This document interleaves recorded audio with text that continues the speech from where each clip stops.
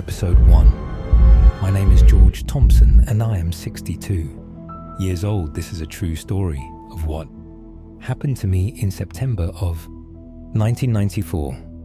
I've been a national park ranger, stationed in the Appalachian Mountains, Blue Ridge Parkway to be exact, for longer than I care to remember. My old man was a ranger too, the best kind. I kind of grew up in these forests, learning their secrets, respecting their power, but nothing in all my years could have prepared me for what I encountered.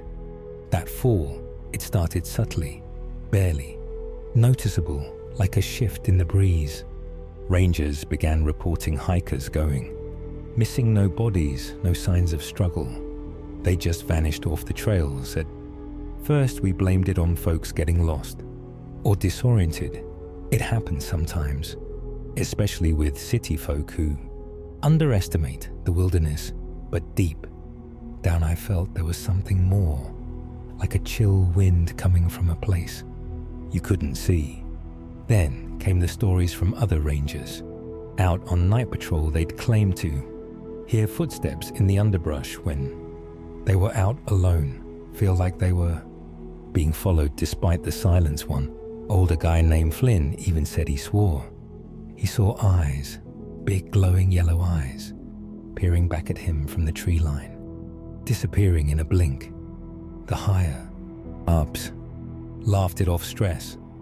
They said, maybe bad moonshine. But I knew Flynn, he wasn't the type to spook easy or tell tall tales. Something was out there, something that didn't belong. As the weeks passed, the atmosphere in the park grew tenser. Visitors became scarce, spooked by the rumors that had begun to circulate. Even the wildlife seemed on edge. I'd been a ranger long enough to read the signs of the forest, and everything was telling me to be on guard. One evening in late September, I was closing up a section of the parkway when I stumbled on it myself. The cause for all the unsettling stories, deep in the woods off a little used maintenance trail, I found a clearing, and in the center of it, bones, piles of them, gnawed and cracked. At first glance, it looked like the remains of deer, maybe a bear.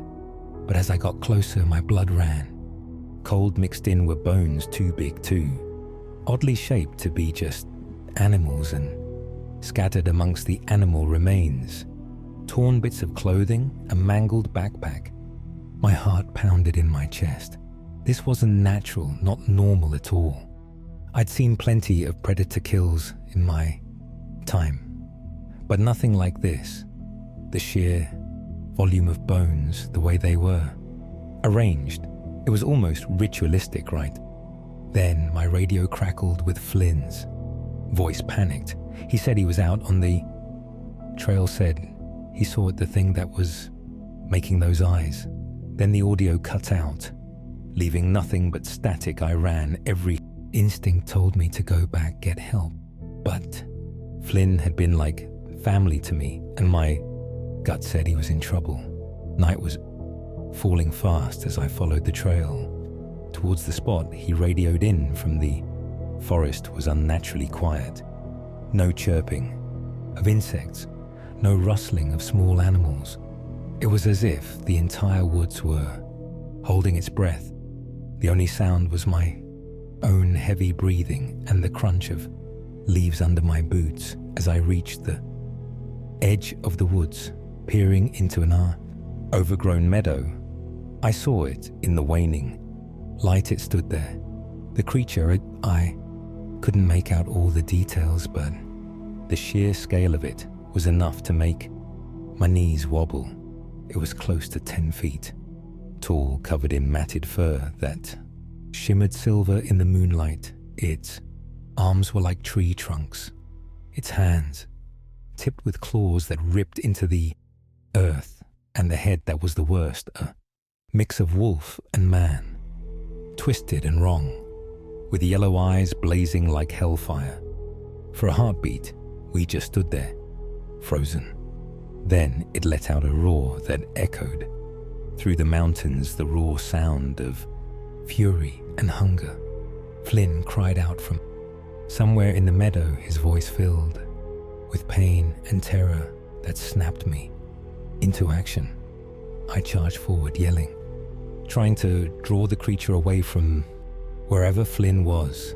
It turned, and in the dim light, its teeth flashed. In a grotesque grin, I heard Flynn scream again, and the sound cut off abruptly. The creature turned back towards me, and for a second, I thought about running, but Flynn was out there, maybe even still alive, and that creature wasn't going to let me go. Without a fight, my heart was a drumbeat in my ears. As I raised my rifle, it was more of an act of defiance than actual strategy. I hadn't even reloaded since firing warning shots at a mama bear a few weeks back. This thing, bullets, wouldn't even slow it down yet. I aimed. The creature stalked closer, its eyes fixated on me. I squeezed the trigger. The shot echoed useless. It roared and lunged. I braced myself for impact, closing my eyes and waiting for the end. But then, silence. My eyes flew open. The creature had stopped just feet in front of me, its massive form frozen in mid-pounce. Confused, I scrambled back, then noticed what had stopped it in its tracks. A flickering headlamp was bobbing through the trees, then a voice, gruff and familiar, "Don't move. That thing hates light." It was old man Flynn, battered and bleeding, but miraculously alive. He dragged himself into view, one hand clutching the headlamp, the other an old, heavy-duty flashlight. As he got closer, the creature hissed and retreated a few steps, its eyes narrowing against the concentrated beams. "Keep those lights on." If Flynn croaked, his face pale. "Come on, move." I didn't need telling twice. Stumbling to my feet, I shuffled towards Flynn. The creature watched, snarling, but the fearsome predator from before seemed held at bay by the harsh light, unable to approach. Flynn collapsed against a tree, and I, episode 2, knelt beside him. His leg was twisted at an unnatural angle, the bone jutting through torn skin. "Hold this." He thrust the heavy flashlight at me. "Aim it straight at that thing." With shaking hands, I took the flashlight. Its beam seemed to make the creature agitated, keeping it at a distance as I helped Flint and splint his leg, fashioning a makeshift support from branches. The whole time, we kept those lights trained on the predator, its snarls filling the night. When the makeshift splint was secured, Flynn slumped back, exhausted. They told me I was crazy. He rasped a dark chuckle, rasping in his throat, said it was bears, wildcats. Never believed they'd believe this. Suddenly the creature charged again, a blur of dark fur and aggression. We both screamed. Holding the light steady, it stopped, short, as if hitting an invisible wall. Then it paced back and forth, watching us with calculating eyes. "Can't hold it forever," Flynn muttered. "Sun's coming up soon." But he trailed off, grimacing. We both knew what that meant. We'd be sitting ducks come daylight. That's when I saw it. The fire lookout tower flashing on a distant ridge, an old beacon, hardly ever used anymore. Maybe, just maybe, I'd laid out my plan to Flynn. A desperate gamble at best. He nodded slowly, wincing as he shifted his injured leg. "Crazy enough to work," he grunted. With Flynn providing cover, keeping the creature pinned with the flashlights, I crept backwards into the undergrowth. I had to get to the base of the tower unseen. If this had any chance, inch by painful inch, I moved the creature, pacing restlessly. as it sensed me pulling away. Then I was free of its sightline, scrambling towards the tower on my belly. The base of the tower was an old metal shed filled with outdated equipment and forgotten maps inside. I struck gold. Flares. I grabbed them, heart pounding.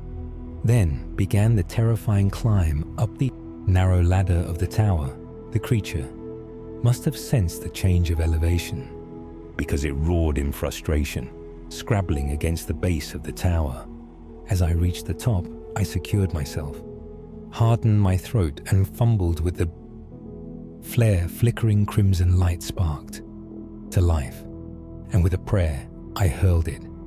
Down the flare bounced off a rock near the creature and exploded. It screeched, recoiling from the blinding flash. Encouraged, I lit another and another, tossing them into the clearing. The creature thrashed and howled clearly in pain from the sudden bursts of light. I didn't stop my hand shaking as I fumbled for the last flare, and then as dawn broke, the creature turned and fled, disappearing into the forest with an astonishing speed. When the search team finally arrived, we told them the unbelievable truth.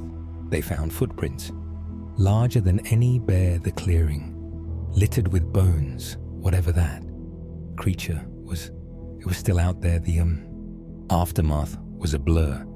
Flynn recovered, though he walked with a limp for the rest of his days. I never saw the creature again, but I feel it sometimes prickling at the back of my neck, that lingering sense of being watched from the encroaching darkness of the trees.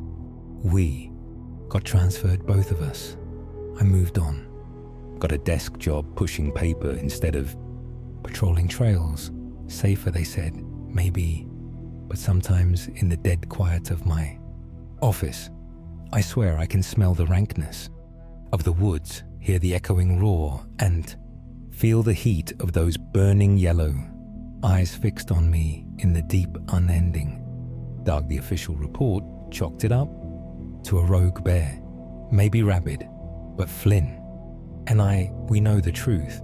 There's something out there in those mountains, something old, something hungry, and God help anyone who stumbles across its path. I'm telling the story now because I'm not getting any younger. People no need to be prepared. If you're ever hiking in the Blue Ridge Mountains and you feel that chill wind, hear those footsteps when there's nothing there, don't hesitate. Run as fast as you can and pray it isn't already too late. Because in those ancient forests where the shadows run deep and the night seems to last forever, there are things that defy explanation, things that remind us that we're not the top of the food chain. And sometimes, just sometimes, those things decide to remind us just how small and vulnerable we really are. So, next time you're out in the wilderness, enjoying the beauty of nature, remember my story. Keep your wits about you, your flashlight close, and maybe, just maybe, you'll make it out alive if you ever encounter the creature that haunts the Appalachians. My name is Charles Robinson. What I'm about to tell you happened to me in September of 2010, but the memory of it is as fresh as if it were yesterday. I worked as a backcountry ranger in Glacier National Park, Montana. It's about as wild and rugged a place as you can find in the lower 48. I'd seen my share of grizzlies and mountain lions over the years, but those encounters were straightforward, predictable. What I faced back then, there's no guidebook for that. The call came in on a crisp autumn morning. The air had that particular bite to it, hinting at the winter to come. I was in the ranger station going through my usual morning routine, checking weather reports, trail conditions, and any overnight incident logs. The radio crackled to life, breaking the quiet bass. This is dispatch. We've got a report of a missing hiker near Iceberg Lake. Group of 5-1 member unaccounted for. Since yesterday afternoon over, I grabbed the radio dispatch. This is Ranger Robinson. Copy any more details over negative. Ranger group's pretty shaken up. They're waiting at the Iceberg. Episode 3. G-Trail Head Ranger. Hayes is already en route to meet you. They're over 10 for dispatch. I'm heading out. Now over and out, I quickly gathered my gear, first aid kit, extra water emergency, rations, and my trusty 306 rifle in bear country. You never leave without it. As I headed out to my truck, I couldn't shake a feeling of unease. Missing hikers weren't uncommon, but something about this call felt different. The drive to the trailhead took about an hour. The road wound through towering pines and past crystal clear streams. On any other day, I would have marveled at the beauty. Today, my mind was focused on the task at hand. I pulled into the parking lot and saw Amelia Haas, my partner for this operation, already talking to a group of visibly distressed hikers. Amelia was relatively new to the job, but she had good instincts and a level head. I grabbed my pack and joined them. Charles Amelia nodded as I approached. This is Mike. Sarah, Tom, and Lisa, their friend John, has been missing since yesterday afternoon. I looked at the group. They were in their mid-20s, dressed in decent hiking gear, but with the slightly overwhelmed look of city folks out of their element. Can you tell me exactly what happened? I asked Mike. A tall guy with a scraggly beard spoke up. We were about 2 miles past Iceberg Lake, exploring some of the unmarked trail. John was a little ahead of us, maybe 50. Yardie went around to bend in the path, and then Mike's voice cracked. Sarah, a petite blonde with red-rimmed eyes, continued. We heard this sound, not quite a scream, not quite a growl. Then John yelled just once. By the time we got around the bend, he was gone, just gone. Did you see any signs of what might have taken him? I asked, trying to keep my voice calm and professional. Tom, a stock guy with glasses, shook his head. It happened so fast. We saw some disturbed underbrush, maybe a flash of movement deeper in the woods, but nothing clear. I exchanged a glance with Amelia. This wasn't sounding like a typical bear attack or a hiker simply getting lost. Did you notice anything unusual in the area before John disappeared?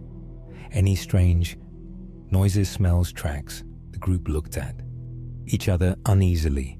Finally, Lisa, a tall woman with long dark hair, spoke up. There was something off about the woods there. It was too quiet. No bird sounds, no squirrels. And there was the smell, like rotting meat, but also something else, something I can't describe. I nodded, trying not to let my growing concern show on my face. All right, here's what we're going to do. Amelia and I are going to head up the trail and see if we can find any sign of John. I need you all to stay here. If we're not back in 4 hours, use the emergency radio in my truck to call for backup. Understood. They nodded, looking relieved to have professionals taking over as Amelia and I started up the trail. I could feel their eyes on our backs, full of hope and fear. The hike to Iceberg Lake was beautiful, but tense. Neither of us spoke much, our senses on high alert for any sign of trouble. The lake itself was a stunning sight, a sheet of turquoise water surrounded by towering cliffs, but we didn't have time to admire the view. We pushed on past the lake, following the faint trail the hikers had described. About 2 mil in, we started to notice changes. The forest grew denser the underbrush thicker, and it was quiet. Too quiet. Charles Amelia whispered, "Do you smell that?" I nodded. Grimly, the air had taken on a foul odor, just as Lisa had described, like decay, but with an underlying scent that made my skin crawl. We pressed on moving. Slowly, our eyes scanning the woods around us. That's when we found the first sign of John, a scrap of cloth caught on a thorny bush. It was stained with what could only be blood. Amelia bagged it as evidence, her hands shaking slightly. She followed a trail of broken branches and disturbed earth, whatever had taken John.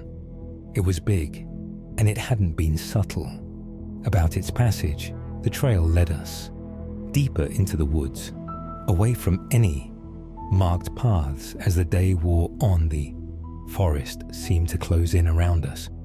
The towering pines blocked out most of the sunlight, creating an eerie twilight.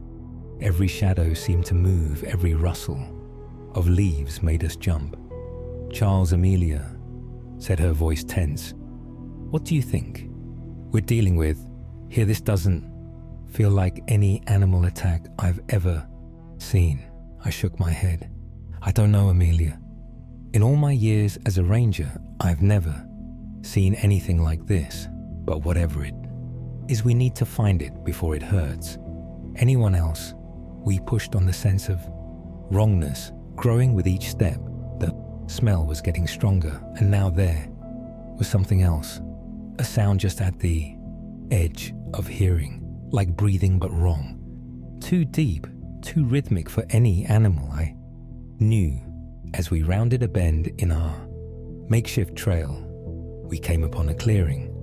What we saw there will haunt me for the rest of my days. In the center of the clearing was a crude structure, like a nest made of broken branches and bones, animal bones mostly, but some looked disturbingly human, and their half buried in the nest was a backpack, John's backpack. Amelia started forward, but I grabbed her arm.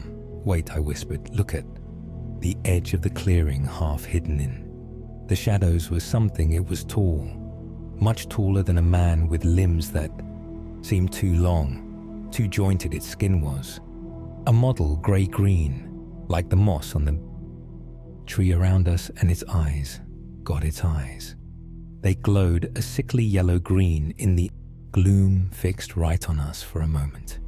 Everything was still. Then the creature moved faster than anything that size had. A right to episode 4, it lunged across the clearing, those impossibly long arms reaching for us. I shoved Amelia to one side and Dove the other way, bringing my rifle up. As I rolled, I fired. The sound deafening in the quiet forest. The creature shrieked a always sound that made my bones vibrate and stumbled back. "Run," I yelled to Amelia. We took off, crashing through the underbrush. I could hear the creature behind us, its inhuman shrieks echoing through the trees. We ran until our lungs burned, until our legs felt like lead. Finally, we burst out onto the main trail, nearly colliding with a group of startled hikers. "Call for backup," I gasped, gesturing wildly at their satellite phone. "Emergency," as one of the hikers made the call. Amelia and I turned to face the woods, our weapons ready, but the creature didn't emerge. The forest was silent once more. The next few hours were a blur of activity. Park rangers and local law enforcement swarmed the area. Search parties were organized, but despite an extensive search, no trace of John was ever found. And the creature, well, the official report chalked it up to a bear attack, said Amelia, and I had been confused, stressed, seeing things that weren't there. But I know what I saw, that thing in the woods. It wasn't a bear, it wasn't anything natural, and sometimes Late at night, I swear I can hear that. Breathing again, just outside my window. That deep, rhythmic sound that's almost, but not quite human. I retired from the Park Service not long after that. Incident couldn't handle the skeptical. Looks, the whispers behind my back moved. Down to Arizona, took up a job as a tour guide in the desert. It's safer here. Mostly, no dark forests, no deep shadows for things to hide in. But I can't forget, and I can't shake the feeling that someday, somehow I'll see those glowing eyes again. So I keep my rifle clean and loaded, just in case, because out there in the wild places in the deep woods and high mountains, there are things that defy explanation, things that hunt in the shadows that prey on the unwary, and all. The training in the world can't prepare you for the moment when you realize that you're not the top of the food chain anymore. So if you're ever out in the backcountry and the forest goes quiet and you catch a whiff of something rotting on the wind, don't investigate. Don't try to be a hero, just run, and don't look back, because there are some things in this world that man was never meant to face. And once you've seen them, you can never unsee them. This is Charles Robinson, former backcountry ranger of Glacier National Park, signing off. Stay safe out there, folks. And always remember, in the wild, you're not always the hunter. Sometimes you're the prey. October 16th, 1977, that day is seared into my memory like a brand on cattle. It was the day that changed everything I thought I knew about the world, about nature, about what's really out there in the depths of the forest. My name's Jack Hawkins, and I've been a search and rescue officer in Humboldt County, California for nearly a decade. I thought I'd seen it all, but I was dead wrong. The morning started like any other. I woke up at dawn, the cool autumn air seeping through my bedroom window. The smell of pine and damp earth filled my nostrils. As I stepped out onto my porch, coffee in hand, I gazed out at the redwoods that surrounded my cabin, their massive trunks disappearing into the morning mist. Little did I know that in just a few hours, those same trees would become the backdrop to a nightmare. I arrived at the station just as the sun was starting to burn off the fog. Sheriff Tom Landry was already there, his weathered face creased with concern. "Jack," he said, motioning me over. "Got a situation, 2 hikers overdue." I nodded, slipping into work mode. "Details." Tom handed me a manila folder. Jessica Roth and Lauren Simmons, both 22, recent grads from Humboldt State. They were supposed to be back Sunday night from a long weekend hike. Families called it in yesterday evening when they couldn't reach them. I flipped through the file. Pictures of 2 smiling young women looked back at me. Jessica, a redhead with freckles and a wide grin. Lauren, darker skinned with curly black hair and glasses. Both looked like typical college kids, full of life and adventure. Any idea of their planned route? I asked, already mentally mapping out the most likely trails. Tom spread out a topographic map on his desk. They told their families they were planning to hike the old Redwood Creek Trail. It's not heavily trafficked, but it's not particularly challenging either, mostly used by locals for day hikes. I traced the trail with my finger. It wound through some of the oldest growth in the county, massive redwoods that had stood sentinel for centuries. Beautiful country, but it could turn deadly if you weren't prepared. "All right," I said, straightening up. "I'll head out with a small team. No need for a full search party, yet probably just got turned around or had some minor equipment failure. Tom nodded, but I could see the worry in his eyes.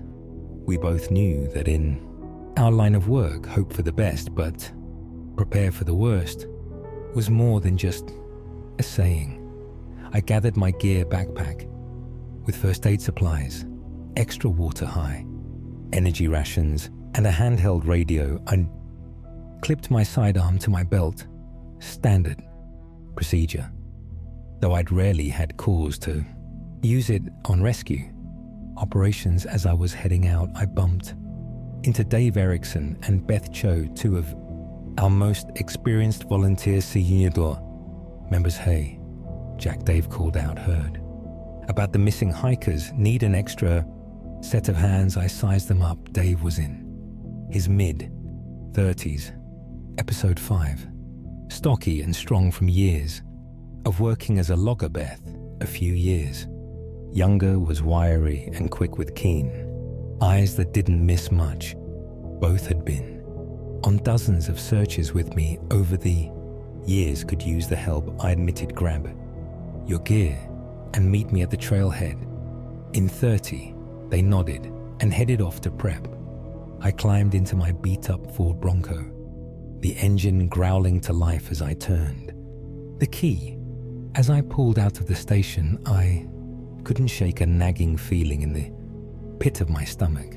Something about this call felt different. Somehow I shook my head, trying to clear the thoughts, focus on the facts, on the search. That's what mattered now. The drive to the trail head took about 45 minutes, winding through increasingly dense forest. The road narrowed, gravel crunching under my tires. I pulled into the small parking area just as Dave and Beth arrived. In Dave's pickup, we gathered at the trail, head going over our gear one last time. The trail stretched before us, disappearing into the gloom of the forest. The redwoods loomed overhead, their massive trunks creating a natural cathedral. Shafts of sunlight pierced through the canopy, illuminating patches of ferns and moss on the forest floor. All right, I said, shouldering my pack. We'll follow their planned route. Keep your eyes peeled for any signs of recent passage. Broken twigs, disturbed ground, anything out of place. Radio check every 30 minutes. Let's move. Out as we set off down the trail, I couldn't help but feel like we were being watched. I glanced back at the parking lot, now hidden by a bend in the path. The forest seemed to close in around us, swallowing us whole. Little did I know that with each step we were walking deeper into a mystery that would haunt me for the rest of my life. The first mile of the hike was uneventful. The trail was well maintained, winding between the massive redwood. Shafts of sunlight pierced through the canopy, creating dappled patterns on the forest floor. In any other circumstance, it would have been breathtakingly beautiful, but today every shadow seemed to hide a potential clue or a potential threat. Jack, Beth called out, kneeling by side of the trail. Take a look at this. I moved over to where she was crouched. A small piece of bright orange fabric was caught on a thorny bush, fluttering slightly in the breeze. Good eye, I said, carefully removing the scrap matches. The description of Jessica's windbreaker. Dave joined us, peering at the fabric. Think they went off trail here. I scanned the surrounding area. The underbrush was thick, but I could make out what might have been a makeshift path pushing through the ferns. Possibly, I replied, but let's stick to the main trail for now. Mark this spot on the GPS. We can come back and check it out if we don't find anything further ahead. We pressed on. Our senses heightened. Every snapping twig, every rustle in the underbrush drew our attention. The forest seemed to be holding its breath, waiting for something to happen. About 2 miles in the trail opened up into a small clearing. It was a popular spot for overnight campers, with a fire pit and a few log benches scattered around. As soon as we entered the clearing, I knew something was wrong. "Oh God," Beth whispered, her face pale. The clearing looked like a war zone. A tent lay in tatters, its fabric shredded, and poles bent at unnatural angles. Supplies were scattered everywhere. A sleeping bag hanging from a low branch, a backpack spilling its contents onto the damp earth. What looked like the remains of a meal were strewn across the fire pit, half-eaten and rotting, spread out. I ordered, my voice tight, "Look for any signs of the girls and be careful. Whatever did this might still be around." We moved through the clearing methodically, documenting everything we found. My stomach churned as I came across a single hiking boot ripped open like it was made of paper. Dark stains marred the leather. Blood. Without a doubt, Jack. Dave called out, his voice shaky. "You need to see this." He was standing at the edge of the clearing, pointing at something on the ground. As I approached, I saw what had caught his attention: a set of tracks, LED eye away from the campsite, disappearing into the underbrush. But these weren't human tracks, nor any animal prints I'd ever seen before. The prints were massive, easily twice the size of my own boot. They were deep too, suggesting whatever made them was incredibly heavy, but it was the shape that sent a chill down my spine. They looked almost human-like, but distorted, with long, curved claw marks at the ends of each toe. What the hell could have made these? Dave asked, his face ashing. I shook my head, unable to form a response. In all my years in these woods, I'd never seen anything like this.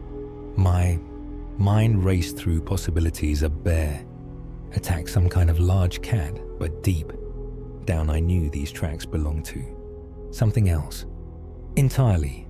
"We need to call this in," I said, reaching for my radio. "Get a full search team out here.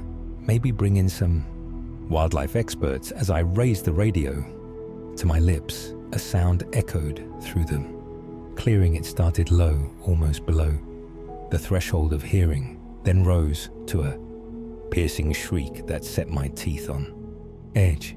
It was like nothing I'd ever heard before, part bird cry, part animal roar, with an almost human-like quality that made my skin crawl. Beth let out a small whimper, her eyes wide with fear.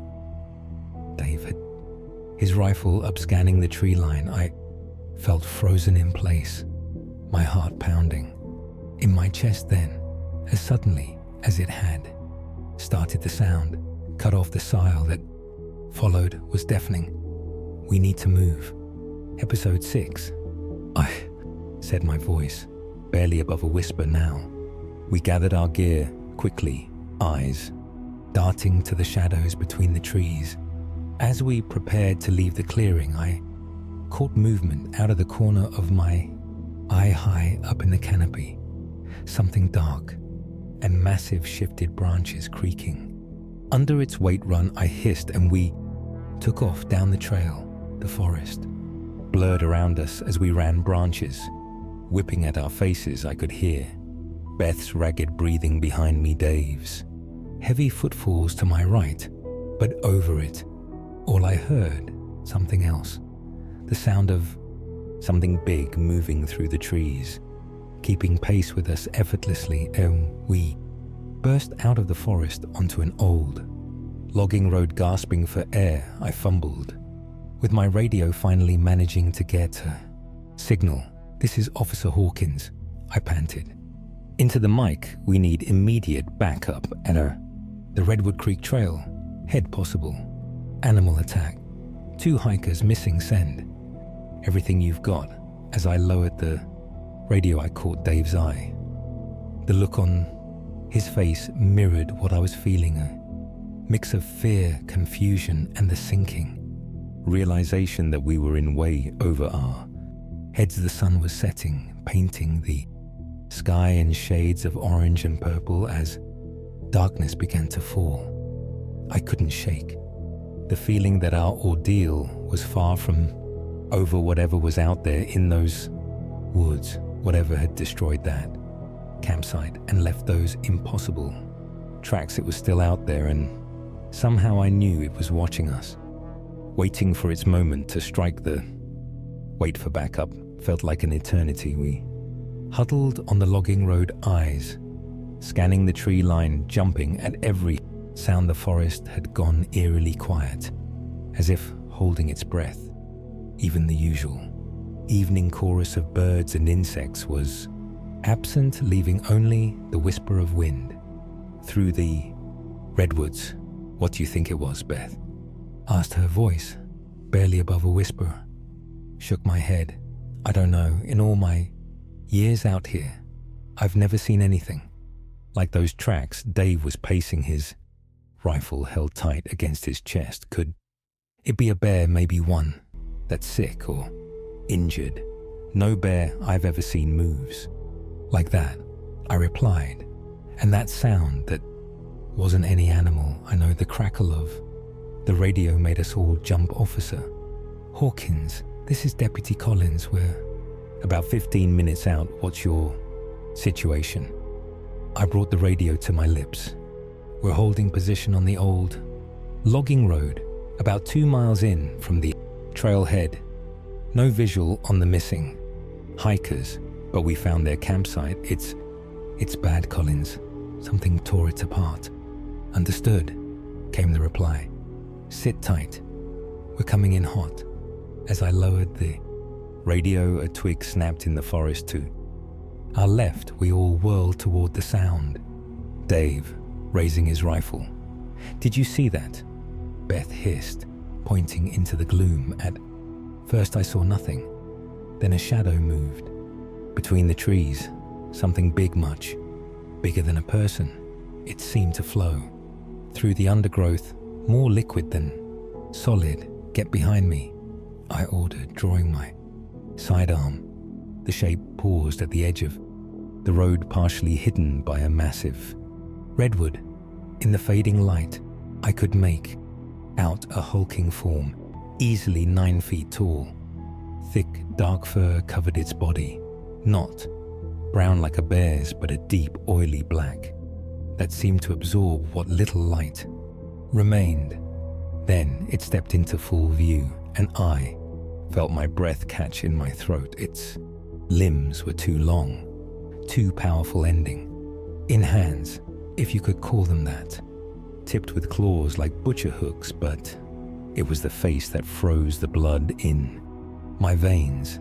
The head was squat and wide, perched on a thick, muscular neck, but the eyes, God, those eyes, they were huge, easily the size of softballs, and a sickly yellow color that seemed to glow in the twilight. And they were fixed directly on us. For a moment, everything was still. I could hear Beth's ragged breathing behind me, smell the acrid scent of fear rolling off Dave. In waves, the creature's chest heaved. With each breath, a low rumble emanating from deep within, then faster than anything that size had any right to move. It charged Dave's rifle, cracked, the sound impossibly loud in the quiet forest. The creature stumbled, roaring in pain and rage, but it didn't go down. Instead, it seemed to focus all its fury on Dave. "Run!" I screamed, firing my own weapon. The bullet seemed to have little effect, barely slowing the monsters. Judge Beth took off down the road, but Dave was frozen in place, fumbling to reload his rifle. I saw the realization in his eyes a split second before the hate creature reached him, then in a blur of fur and flashing claws. Dave went down. The sounds that followed will haunt me for the rest of my life. The ripping of flesh the cracking of bones, and underneath it all, Dave's agonized screams. I fired again and again until my clip was empty. The creature barely seemed to notice, focused entirely on its grisly task when it finally looked up. From Dave's broken body, its muzzle was dark with blood, those yellow eyes locked onto mine. And in that moment, I knew true terror. This wasn't an animal driven by instinct and hunger. There was an intelligence in those eyes, a malevolence that went beyond anything in the natural world. I ran.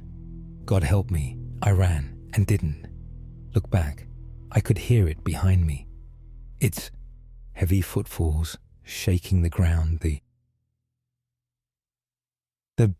stench of its breath, hot and rotten, washed over me.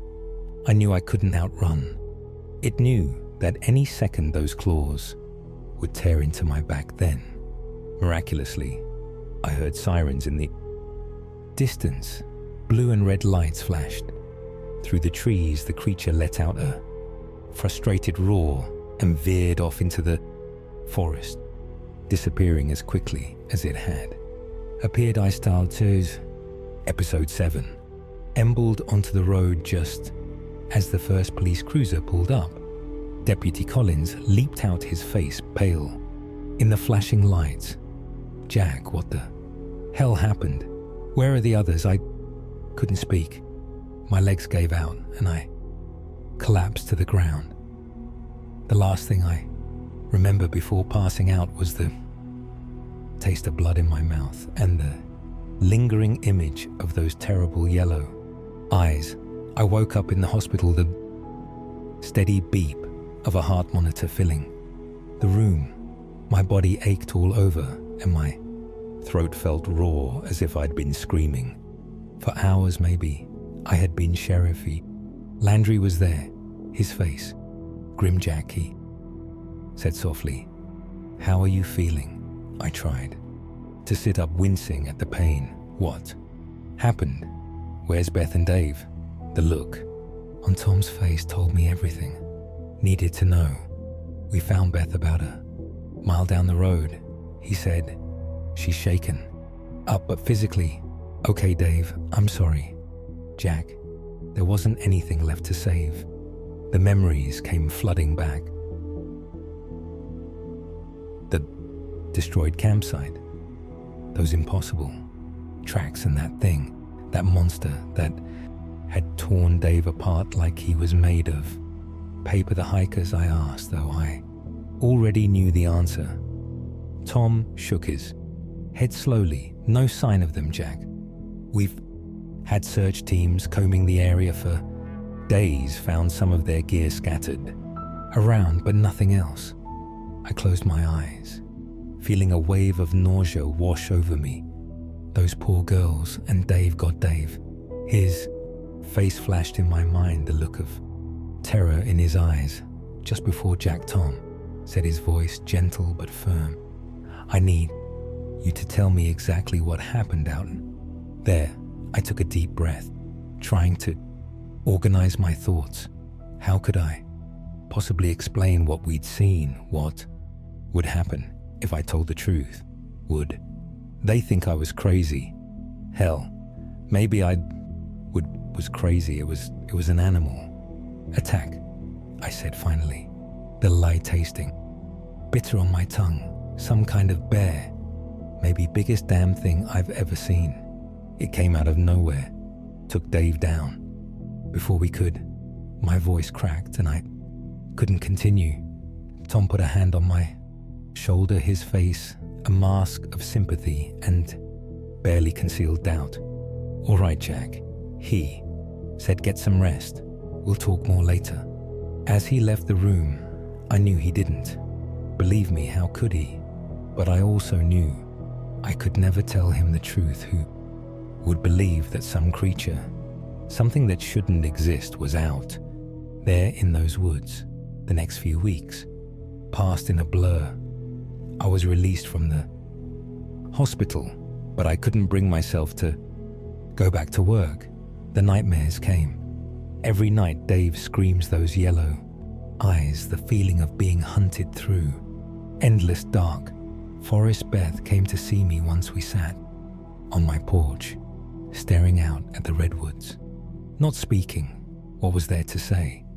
We both knew what we'd seen, what we'd experienced, but talking about it, acknowledging it out loud somehow made it more real. I'm leaving, she said. Finally, her voice barely above a whisper. Can't stay here anymore. Can't look at those trees without. She trailed off, but I understood. Part of me wanted to leave, to run as far from these woods as I could get, but something held me back. A sense of unfinished business maybe, or the irrational fear that if I left, that thing might follow. Weeks turned into months. Life in the county slowly returned to normal. The search for the missing hikers was called off their disappearance, joining the long list of unsolved mysteries. In these parts, Dave's funeral was a somber affair. His casket closed. The official report listed his death as the result of a bear attack. I eventually went back to work, but things were different.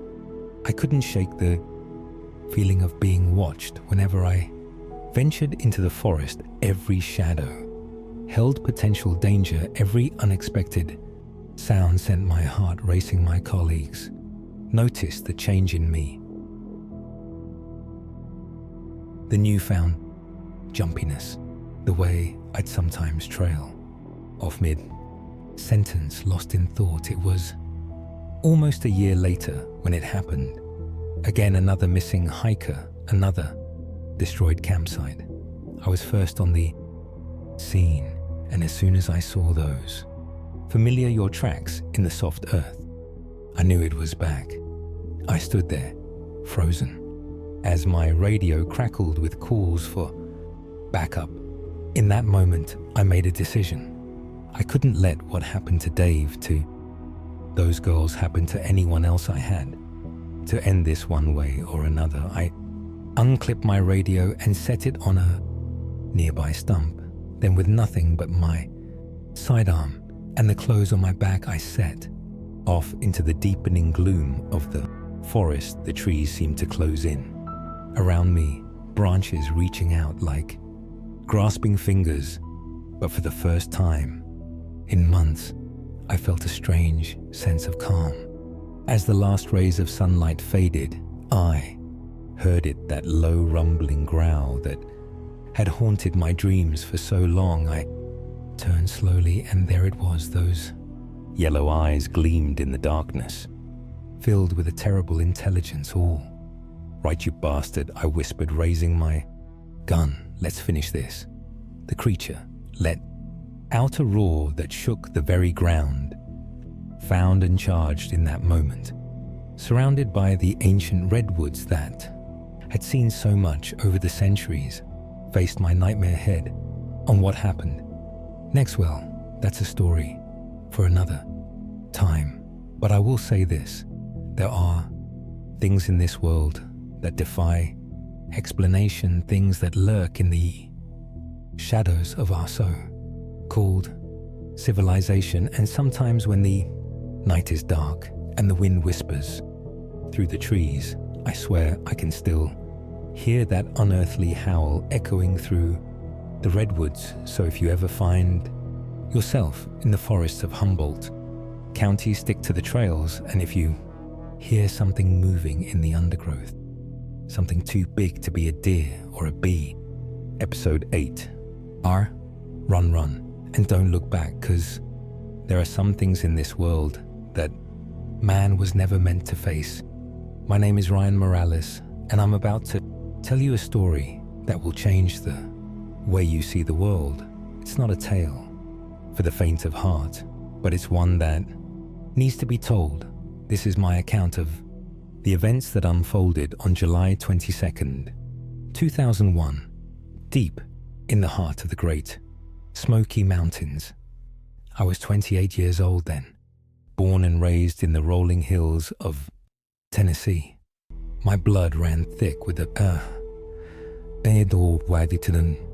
ways of the woodsman passed down through generations, but on that fateful day I learned that the skills I'd honed, tracking deer and wild turkey, were woefully inadequate for the prey I'd soon face. Our team had been dispatched to investigate a series of disturbing incidents in a remote area of the Smokies. Locals were whispering about something stalking the forests, something that left mangled livestock and missing hikers in its wake. Most folks would dismiss such tales as campfire stories, but we knew better. We were part of a clandestine organization tasked with handling threats that most of the world doesn't even know exist. As we loaded our gear into the rugged SUVs, I caught the eye of my partner, Sarah Hayes.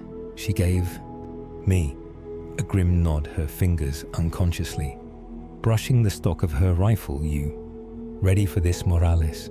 she asked her, voice tight with anticipation. I forced a smile. "As ready as I'll ever be," I replied, trying to ignore the knot of dread forming in my stomach. Our 5-person team consisted of seasoned operatives, each with their own specialty. Besides Hayes and myself, we had Jack Reynolds, a hulking ex-Marine with nerves of steel, Dr. Eliza Chen, our resident cryptozoologist, and Tom Knox, our tech expert, whose array of gadgets often seemed more science fiction than fact. The drive into the mountains was tense, filled with last-minute equipment checks and hushed conversations about our mission parameters.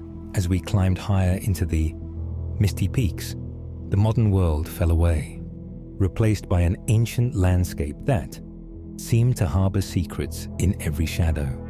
We set up our base camp in a small clearing surrounded by towering pines that creaked and groaned in the wind. The air was thick with the scent of damp earth and decaying leaves. As night fell, an eerie stillness descended upon the forest, broken only by the occasional hoot of a distant owl. Our first few days of investigation yielded little. We combed the area, following up on local reports and setting up motion-activated cameras.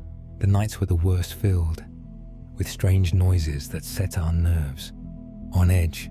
More than once I caught myself reaching for my weapon, only to realize it was just a deer moving through the underbrush. It was on the 4th night that everything changed. I was jolted, awake by a blood-curdling scream that cut through the darkness like a knife. Grabbing my rifle, I burst out of my tent to find chaos erupting around me. Reynolds was gone, his sleeping bag torn to shreds. KNX was frantically trying to get a signal on our satellite phone, while Chen huddled near the dying embers of our fire, her face ashen with fear. Hayes appeared at my side, her eyes wild. "Did you see it?" she hissed, scanning this tree line. I shook my head, my heart pounding so hard I could barely hear myself think no. But whatever it was, it took Reynolds without a sound. We spent the rest of the night on high alert, backs to each other, weapons at the ready. As dawn broke, we began a desperate search for our missing comrade. Hours passed with no sign of Reynolds, save for a few broken branches and what looked disturbingly like claw marks gouged deep into tree trunks. As the day wore on, the forest seemed to close in around us. Every snapping twig, every rustle of leaves sent a jolt through our systems. Hayes was chain-smoking, her hands shaking as she lit each cigarette. Knox's usual cocky demeanor had evaporated, replaced by a nervous energy that had him jumping at shadows. It was nearing dusk when disaster struck again. We were making our way back to camp when a hidden tripwire sent our ATV careening down a steep ravine. Knox, who had been driving, let out a cry of pain as his leg was crushed beneath the overturned vehicle as we rushed to his aid. That's when I saw it. The creature emerged from behind a cluster of gnarled trees, its massive form dwarfing everything around it, standing at least 8 foot tall. It had the build of a linebacker, gone feral with mottled grey skin that looked as tough as old leather, but it was the face that seared itself into my nightmares. Elongated, almost canine, muzzle filled with razor-sharp teeth and eyes that glowed with an unholy amber light. For a split second, we all froze, our minds struggling to process the impossible sight before us. Then training kicked in and we opened fire. The air filled with the deafening roar of gunfire as we unloaded round after round into the beast. It howled in pain and fury, a sound that shook the very ground beneath our feet, but our bullets seemed to have little effect, the wounds closing almost as quickly as they appeared. In a blur of motion, the creature was upon us. Hayes let out a strangled cry as its claws raped across her back, lifting her off her feet and tossing her aside like a rag doll. I watched in horror as she crumpled to the ground. Unmoving rage and fear battled within me as I emptied my rifle into the monster's chest. Black ichor sprayed from the wounds, but it kept coming, its eyes fixed on me with predatory intensity. I stumbled backward, fumbling to reload Noe, Episode 9, NG, with sickening certainty that I was about to die. Then a voice cut through the cave. Chaos Knox, get clear. A blinding flash of blue-white light erupted from the tree line, accompanied by a crackling hum that made the hair on my arms stand on end. The beam struck the creature squarely in the chest, sending it reeling backward. With an ear-splitting shriek, more beams lanced out from the darkness, pinning the beast in place as it thrashed and roared. I scrambled away, my heart threatening to burst from my chest. From the corner of my eye, I saw figures emerging from the trees, clad in black tactical gear and wielding weapons that looked like something out of a sci-fi movie.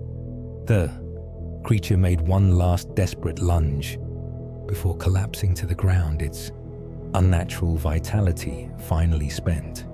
As the echoes of its final roar faded away, an eerie silence fell over the forest. I stood there panting heavily, my mind reeling from what I had just witnessed. The newcomers moved with practiced deficiency, securing the creature and gathering evidence from the scene. One of them, a wiry man with hard, calculating eyes, approached me. Special Agent Thorne, he said, extending his hand. You handled yourself well under fire. Morales, I shook, his hand numbly, still struggling to process everything that had happened. Just doing my job, I managed to croak out. Thorne's lips quirked into a humorless smile. Well, your job description just got a hell of a lot more complicated. Welcome to the real world. The next few hours passed in a blur of activity. Black, unmarked vans arrived along with a helicopter for emergency evacuation. Hayes was loaded onto a stretcher. Her fate uncertain Knox was tended to by a medical team, his leg splintered and stabilized as dawn broke. Thorne pulled me aside. We've been watching you, Morales, he said. You've got the skills and the temperament we're looking for. I'm offering you a chance to join us to fight the battles that most people don't even know we're happening. It won't be easy, and there's no going back to your old life, but you'll be making a difference in ways you can't even imagine. I thought about Reynolds, vanished, without a trace, about Hayes, her, blood staining the forest floor, about the creature that defied everything I thought I knew about the natural world. And I realized that I couldn't walk away, couldn't pretend that I hadn't seen what I'd seen. I said sealing my fate with two simple words. The years that followed were a crash course in a hidden world of nightmares and wonders. I learned about creatures that lurked in the deepest oceans and the highest mountain peaks. I trained with weapons and technology that pushed the boundaries of what I thought possible. And I fought alongside men and women who had dedicated their lives to keeping the rest of the world safe from threats they could never comprehend. But with each mission, each encounter with the impossible, I felt a piece of my old self slipping away, the weight of secrecy, the constant vigilance, the knowledge that each day could be my last. It all took its toll now. As I sit here recounting this tale, I can't help but wonder about the price of knowledge. Is ignorance truly bliss, or is there value in facing the darkness, hidden in standing as a bull, work between the innocent and the horrors that lurk just beyond their perception? I don't have all the answers, but I do know this: as long as there are things that go bump in the night, as long as there are shadows that threaten to engulf the light, I'll be there, because someone has to stand on that front line. Someone has to fight the battles that history will never record. And maybe, just maybe, that someone is me. Years have passed since that fateful night in the Smoky Mountains, each one filled with encounters that would shatter most people's sanity. I've seen things that defy explanation, faced creatures that shouldn't exist, and lost more friends than I care to count. But I've also saved lives, protected the innocent, and pushed back against the darkness that threatens to engulf our world. One mission in particular stands out in my mind: a hunt that took us to the icy wilderness of Alaska. We'd received reports of a massive creature terrorizing remote fishing villages along the coast. Locals spoke of an ancient beast, a serpent-like monstrosity that had been part of their legends for generations. Our team consisted of 5 operatives: myself, Dr. Chen, who had recovered from her injuries and become one of our top field researchers, a native Alaskan tracker named Ark, our tech specialist Miranda Johnson, and a grizzled veteran named Carson, who'd seen more action than the rest of us combined. We set up our base camp on the shores of a mist-shrouded lake, the water black and still as glass. The air was thick with tension and the biting cold of the Arctic night. For days, we scoured the area, following leads and setting up surveillance equipment, but the creature remained elusive, leaving behind only fleeting glimpses on thermal cameras and the occasional scale the size of a dinner plate. It was on our 5th night that all hell broke loose. I was on watch, scanning the shoreline with night vision goggles, when I saw it, a massive shape rising from the depths, water cascading off its serpentine body. It was easily 60 foot long, with a head like a crocodile's and eyes that glowed with an otherworldly intelligence. I sounded the alarm and our camp erupted into action. Carson and Johnson manned our heavy weapons, experimental sonic cannons designed to disorient and subdue large crypt. Episode 10. IDS Dr. Chen rushed to set up our containment equipment, while Akiak and I took up flanking positions with high-powered rifles loaded with tranquilizer rounds potent enough to take down a blue whale. The battle that ensued was like something out of a fever dream. The creature moved with impossible speed for its size, lashing out with a spiked tail that could shatter boulders. Our weapons seemed to barely slow it down, the sonic blasts only serving to enrage it further. Akiak was the first to fall, swept aside by a massive flipper as he tried to get a clear shot. I watched in horror as Johnson, brave and brilliant, Johnson threw herself in front of me as the creature launched one of its barbed spines. The projectile caught her squarely in the chest, and I saw the light fade from her eyes, even as she gave me one last determined smile. Grief and rage fueled me as I emptied my rifle into the beast's hide, each impact leaving welts the size of basketballs, but doing little to slow its rampage. Carson's sonic cannon finally found its mark, the focused sound waves causing the creature to RRI in agony, but as it thrashed, its tail caught Carson, sending him flying into the icy waters of the lake. In that moment, as I watched Carson disappear beneath the waves and heard Dr.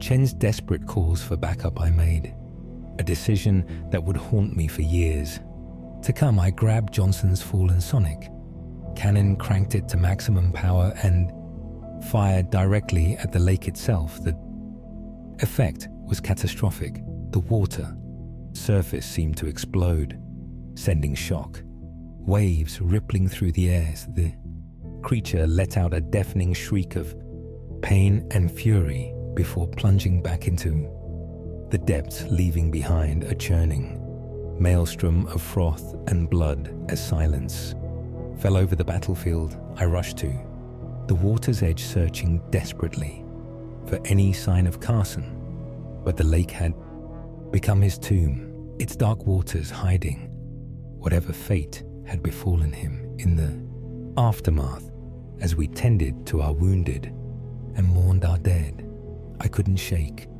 the feeling that we had only postponed an inevitable confrontation. The creature was wounded, yes, but not defeated, and the cost had been far too high. That mission marked a turning point for me. I realized that our war against the unknown wasn't just about survival or protecting the public. It was about finding a balance, about understanding these creatures, even as we fought against them, because for every mindless beast, there was an entity of ancient intelligence. For every predator of being simply trying to exist. In a world that had forgotten it. Over the years I've risen through the ranks of our organization, I've gone from field operative to mission coordinator, and finally to a position where I can influence policy and strategy. I've pushed for more research, for attempts at communication with the more intelligent cryptids, for solutions that don't always end in bloodshed. It hasn't been easy. There are those within the organization who see only threats to be eliminated, who would weaponize the very creatures we hunt. But I've also found allies, scientists, diplomats, and even a few reformed cryptids who have chosen to work with us rather than against us. Today, as I look out over the training grounds where a new generation of hunters is being prepared for the battles to come, I feel a mix of pride and trepidation. Pride in how far we've come, in the lives we saved and the understanding we've gained, but trepidation at the knowledge that our war is far from over. The world is changing, the shadows are growing deeper, and the barriers between our reality and others are becoming increasingly thin. New threats emerge every day, some from the darkest corners of our world, others from realms we're only beginning to understand. But we'll be ready, we'll face whatever comes with courage, wisdom, and the hope that one day we can build a world where humans and cryptids can coexist in peace. It's a fool's hope, perhaps, but it's what keeps me going. What gives meaning to the sacrifices we've made. As for me, I know my days in the field are numbered. The scars I carry, both physical and mental, are a constant reminder of the toll this life takes. But as long as I'm able, I'll keep fighting.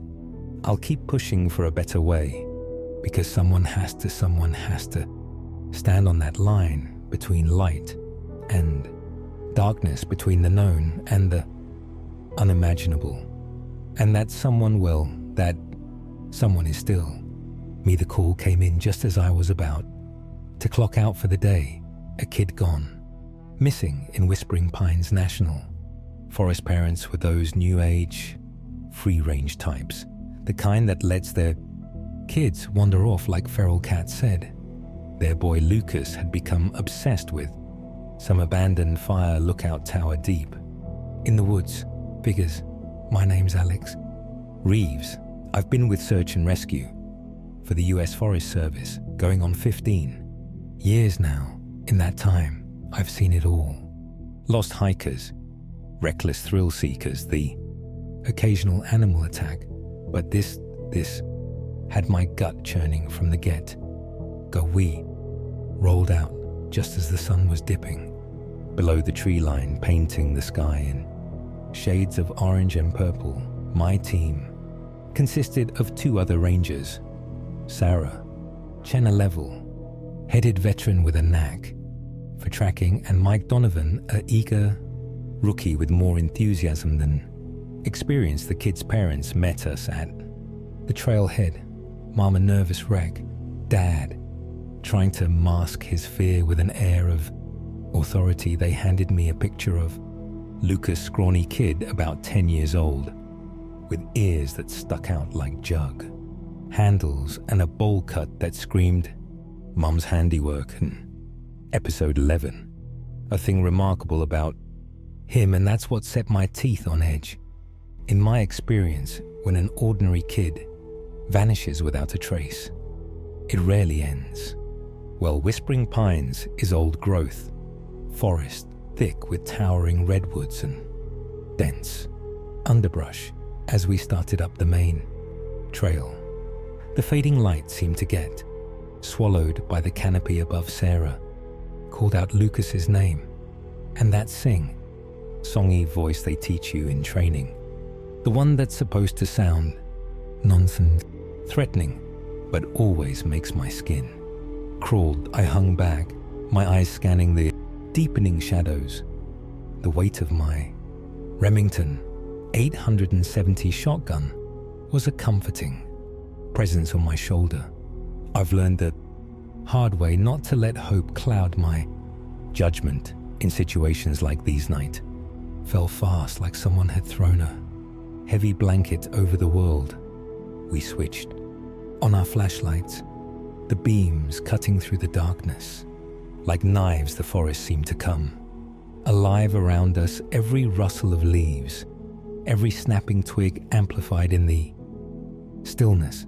That's when I heard it, a sound that didn't belong, something big moving through the underbrush just beyond the reach of our lights. Lucas, Sarah called out, her voice tinged with a mix of hope and apprehension. It's the forest rangers. We're here to help you. More rustling. Closer this time. I quietly flicked off the safety on my shotgun. Mike swung his flashlight toward the source of the noise, and for a split second I caught a glimpse of eyes reflecting the light. Yellow, predatory, and decidedly not human. Too big for a coyote, I muttered, but too small for a bear. Keep your lights on it. The eyes didn't move, didn't blink, and then whatever it was stood up. God help me. It wasn't any animal I'd ever seen before. It was tall, unnaturally so, hunched over like a man, but all wrong. Its legs were too long, arms hanging almost to the ground. The skin, what I could see of it, was pale and hairless, like some cave-dwelling fish that had never seen the sun. The thing took a halting step forward, and I got a clear look at its face. The nose was flat, almost non-existent, with a jutting jaw full of teeth. Too many teeth, but it was the eyes that froze the blood in my veins. They were like black marbles with just the barest sliver of white around the edges. What the hell? Mike's voice was barely above a whisper, thick with fear. The creature let out a sound, a high-pitched hiss, like steam escaping a pressure valve, and charged. I raised my shotgun, the stock firm, against my shoulder and fired. The blast was deafening in the confined space of the forest. The thing staggered but kept coming, moving with an unnatural loping gait. It was almost on top of Mike before he managed to get his own weapon up. The second blast caught the creature square in the chest. Bits of something flew in all directions. The thing let out a shriek that set my teeth on edge, a sound no earthly creature should be able to make, and lurched back into the darkness. Holy Sarah breathed her usual composure shattered. Lucas. Mike roared into the night. Lucas, can you hear us? Silence, just the echo of the gunshots fading among the trees and the pounding of my own heart in my ears. We searched all night, combing every inch of that God-forsaken stretch of forest. We found nothing, no trace of Lucas, no sign of that thing. It was like the darkness had swallowed them both whole. By morning, reinforcements arrived, deputies from the county sheriff's office, more rangers, even a couple of FBI agents. They questioned us for hours, taking detailed statements, but I could see the doubt in their eyes. They didn't believe us, not really. How could they? I barely believed it myself. And I'd been there. They never did find Lucas. Oh, there were theories, rumors about some undiscovered species, of animal whispers, of a deranged hermit living off the grid, but I knew the truth. I'd seen that thing's face, seen the cold intelligence, the hatred in those eyes. It wasn't an animal. It wasn't human. It was something else entirely. Some experiences change you fundamentally. They alter the way you see the world, the way you move through it. After that night in Whispering Pines, I couldn't look at the forest the same way. The shadows seemed deeper, the silence more oppressive. I'd catch myself jumping at every unexpected sound, my hand instinctively reaching for a weapon that wasn't there. I stuck it out for another year, but my heart wasn't in it anymore. One moonless night, I was driving a lonely stretch of back road when something darted in front of my headlights, a large hunched figure loping across the asphalt. For one heart-stopping moment, I was back in that forest, FA to face with the unthinkable. Then reality reasserted itself. It was just a coyote slinking away into the underbrush, but the damage was done. I pulled over to the side of the road, killed the engine, and sat there in the dark, my hands shaking on the steering wheel. That's when I knew it was time to walk away. I turned in my resignation. A week later, never told anyone the full story. Not my wife, not my therapist. They wouldn't understand hell. I'm not sure I understand it myself, but sometimes in the dead of night, I still hear that unearthly shriek echoing in my dreams, and I can't help but wonder, is it still out there hunting, or am I the one who got away? The forest keeps its secrets, and some mysteries are better left unsolved. Or so I thought. 5 years after I left the Forest Service, I was working as a private investigator in the city. It wasn't the same as being out in the wilderness, but it kept food on the table and gave me a sense of purpose.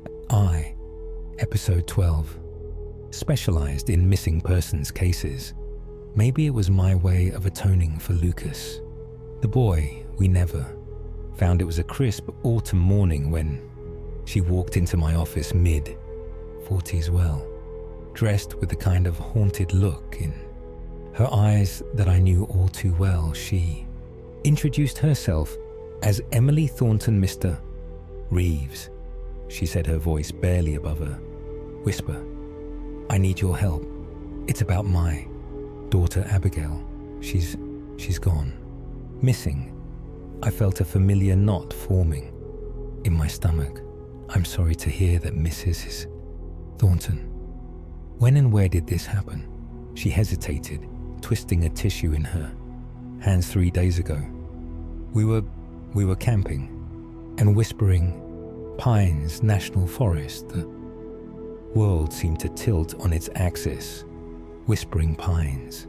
The name alone was enough to send a chill down my spine. I must have visibly reacted because Emily leaned forward, her eyes searching my face. "You know something, don't you?" she asked. "Please, I've been to the police, the park rangers. No one will tell me anything, but I saw something out. There's something that shouldn't exist." I closed my eyes, took a deep breath. When I opened them, Emily was still there, still waiting. I made a decision. "Mrs. Thornton, I said I'm going to tell you a story about a boy named Lucas, and a night 5 years ago that changed my life forever." Over the next hour, I told her everything: the search for Lucas, the creature in the woods, the fruitless investigation that followed. To her credit, Emily didn't interrupt, didn't scoff or call me crazy when I finished. She simply nodded. "That's what took my Abigail," she said, with a certainty that chilled me to the bone. I saw it just for a moment, tall, pale, wrong. I thought I was losing my mind. I leaned back in my chair, my mind racing. "Mrs. Thornton, I'm not sure I'm the right person for this job. What you're describing, it's dangerous, more dangerous than you can imagine." Emily's eyes flashed with a fierce determination. "Mr. Reeves, you're the only person who's even acknowledged that this thing might exist. I don't care about the danger. I want my daughter back." I knew I should say no. I knew I should refer her to someone else. Anyone else, but the memory of Lucas's face in that old photograph haunted me. The thought of another child lost in those woods at the mercy of that thing. I couldn't walk away. "Not again." "All right," I said already, regretting the words as they left my mouth. "I'll take the case, but we do this my way. No risks, no heroics. And you need to be prepared for the possibility that we might not find Abigail." Emily nodded, relief and gratitude washing over her face. "Thank you, Mr. Reeves, thank you."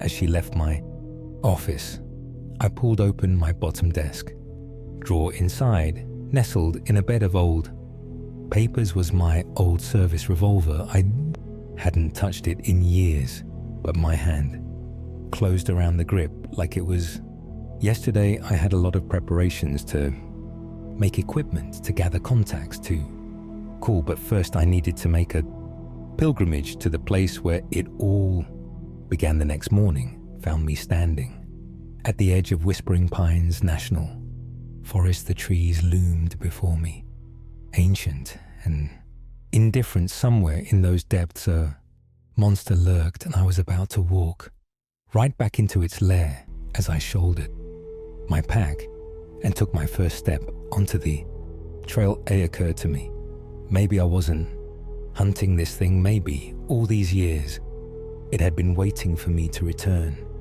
Maybe I was the one being hunted. I pushed the thought aside and pressed on.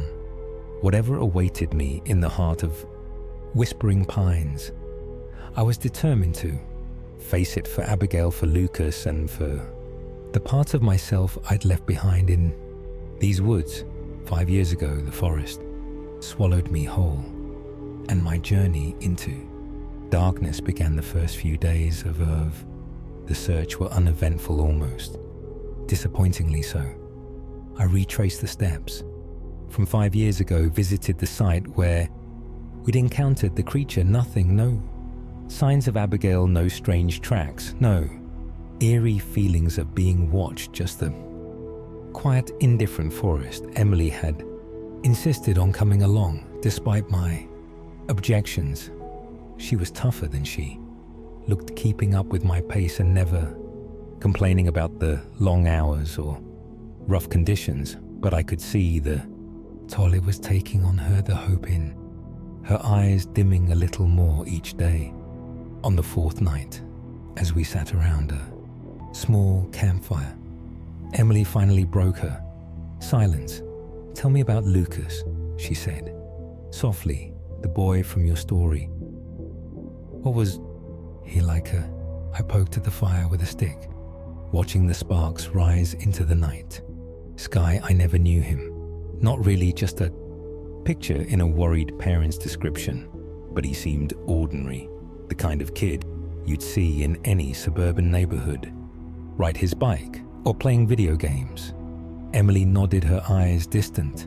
Abigail's like that, too smart but not, exceptionally so pretty, but not in a way that turns heads. She blends in. Something about the way she said it made me look up. "You think that's significant?" She shrugged. "I don't know, but I've been thinking, what if that's why they were taken? Because they're forgettable. The kind of children who might slip through the cracks." A chill ran down my spine that had nothing to do with the night air before I could respond. A twig snapped in the darkness beyond our campfire. Both of us froze, straining our ears for a long moment. There was nothing but the crackling of the fire and the ambient sounds of the forest at night.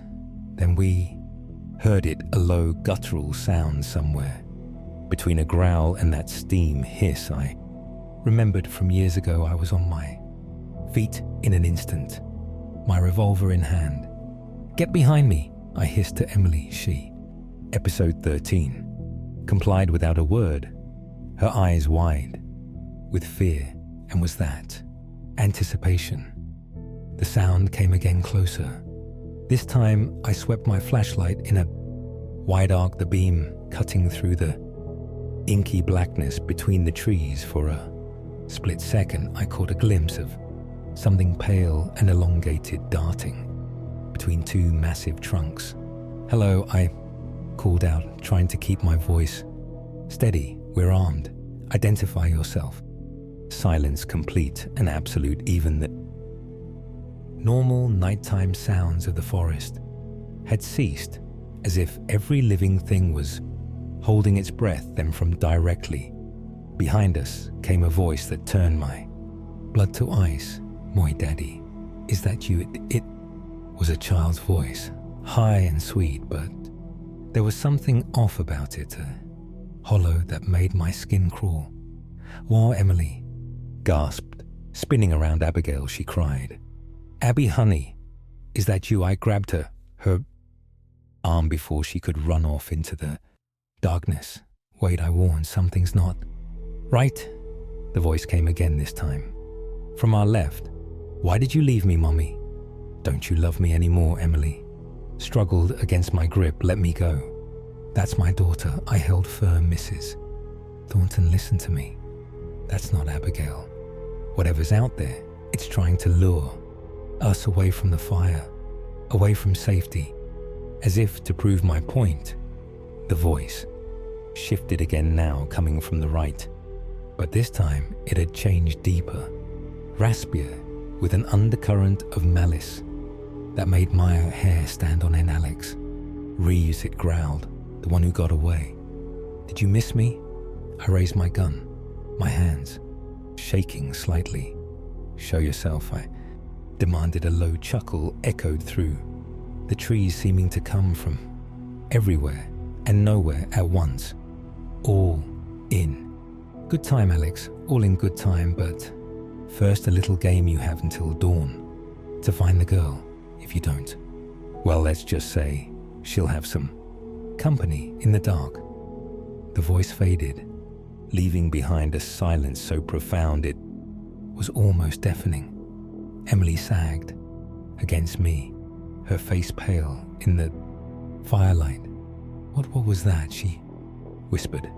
I holstered my gun, my mind racing that Mrs. Thornton was our monster, and it's just changed the rules of the game as the first hints of pre-dawn light began to creep through the canopy.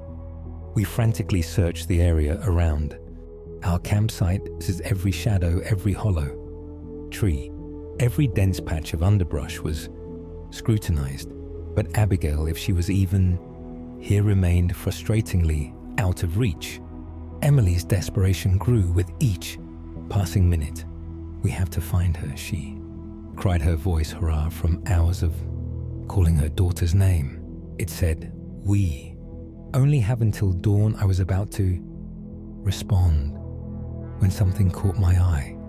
A flash of pale fabric among the dark green of the forest floor. I approached cautiously, my heart pounding in my chest. As I pushed aside a cluster of ferns, I revealed a small backpack, dirty and torn, but unmistakably a child's school bag. Emily gasped.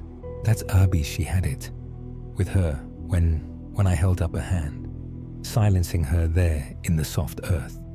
Next to the backpack was a footprint, but not a child's print, nor an adult human's. This was elongated with strange protrusions where toes should be, and it was fresh.